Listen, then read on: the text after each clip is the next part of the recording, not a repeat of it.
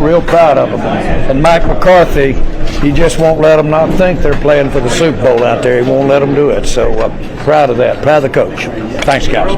It's good. Well, Merry Christmas, too, every one of you.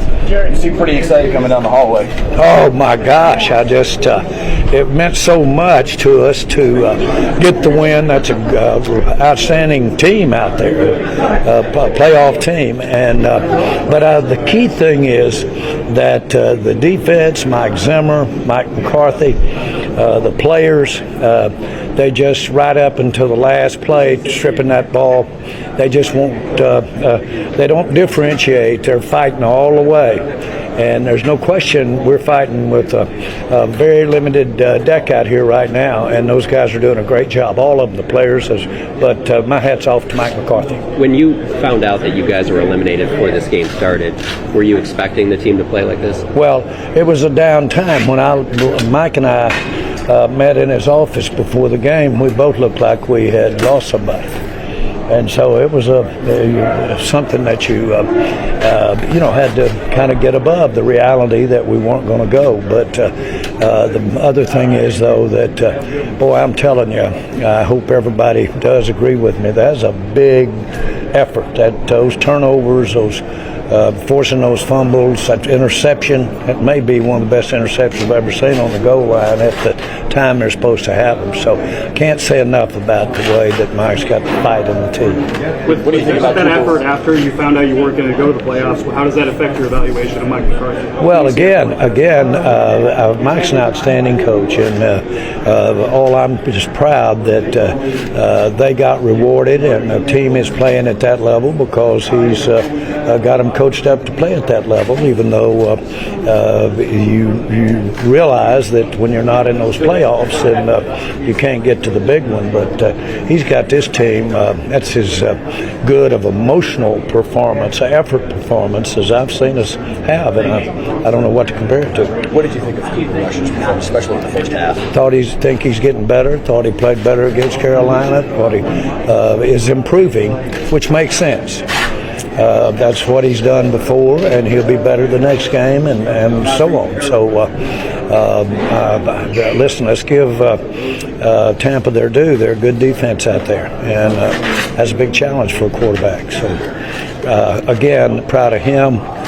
Thought it didn't get away from him. Thought he was as big as it was. I have a lot of respect for that team, the coaching staff, and the quarterback. So, but boy, am I proud of these guys. We took it to them. Jerry, how do you feel? Failure of the season primarily the injuries? Oh, I don't want to get into the litany. There's many things that have gone into us sitting here not in the playoffs. And you can start with me. And I'm not trying to be any way other than a lot of people contribute to it when you win. A lot of people contribute to it when you don't.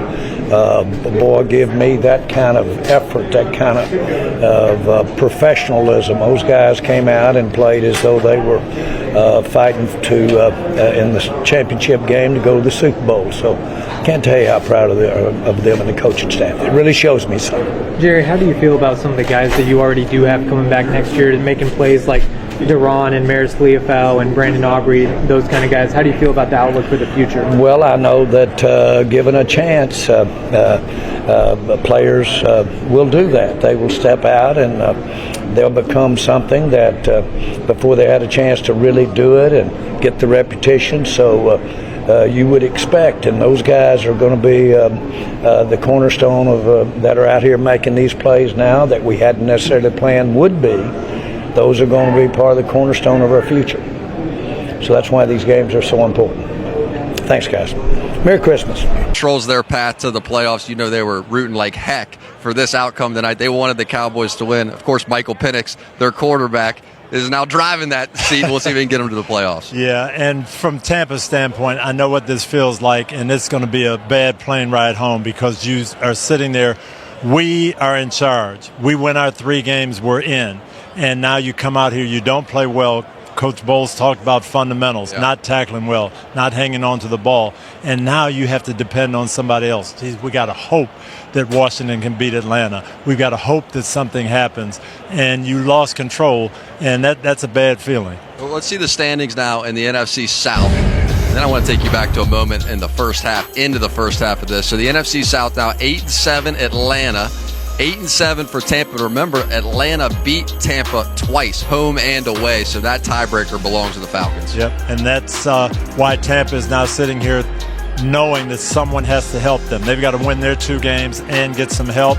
And Atlanta is in the driver's seat, and we'll talk about them a little bit later on, but they played very well today, and they're feeling great right now. They sure are. A little wave of momentum they just received. But, Coach, I want to take you to the end of the first half, because it was this incredible drive that was put together by Baker Mayfield. He took them right down the field, but right after they got that first down inside the 10, Todd Bowles used a timeout when Dallas still had 3 timeouts left. It ended up costing them 3 points. Yeah, and I thought this was not the right thing to do.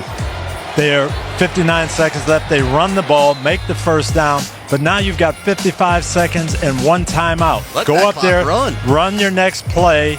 You want to score. You're going to have plenty of time, but they scored with 48 seconds left.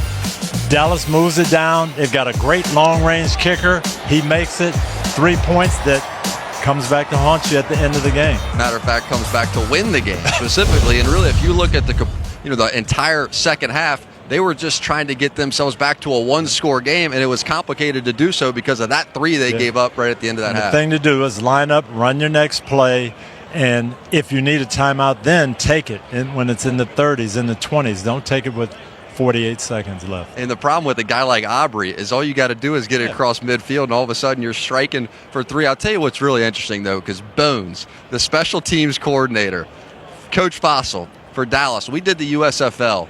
He would come to all these games, and we'd show him on TV. We'd show him, there's the special teams coordinator of the Cowboys. We were looking for guys to show on TV from the NFL. And what he ended up getting out of that was Cavante Turpin, one of the best returner men in the league right now. In the league, really the best return man and the best kicker, a guy that just makes kicks from 50, 55 plus look like extra points. It's ridiculous. And we talked about the secondary playing great for Dallas tonight. Talked about Cooper Rush, but Brandon Aubrey makes 3 50-plus yard field goals. Yeah. That's 9 points that, an ordinary kicker may not get you.